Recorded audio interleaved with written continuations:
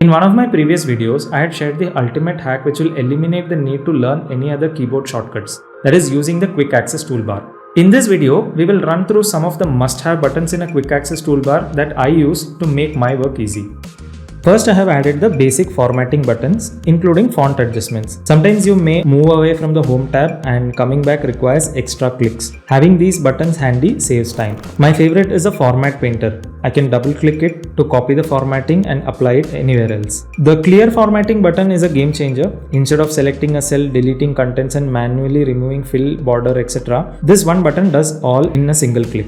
Next, I have added filter and clear filter buttons. Using the keyboard shortcut often removes the filter entirely, meaning you will need to add filters again. These buttons let you reset the filters without removing them, making them a must-have. I prefer grouping and ungrouping over hiding rows and columns because it's cleaner and much more organized, so I use these buttons all the time.